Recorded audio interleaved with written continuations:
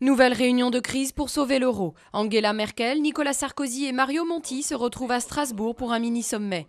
Le nouveau chef du gouvernement italien devrait rassurer les dirigeants français et allemands sur les efforts de son pays destinés à enrayer la contagion de la dette.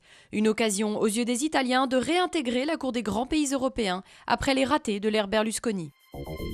L'armée égyptienne s'excuse pour les morts dans les affrontements entre manifestants et forces de l'ordre place Tahrir. Dans un communiqué publié sur sa page Facebook, le Conseil suprême des forces armées exprime ses regrets. Les heurts qui ont débuté samedi ont fait officiellement 35 morts.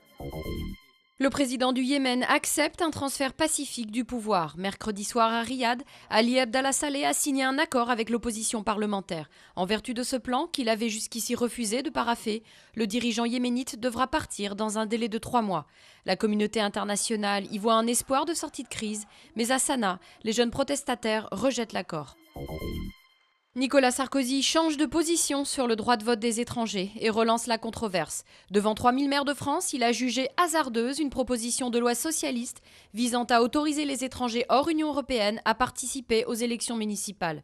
Le PS et le Front National ont rappelé qu'en 2001, puis en 2005, le chef de l'État s'était dit favorable à cette mesure.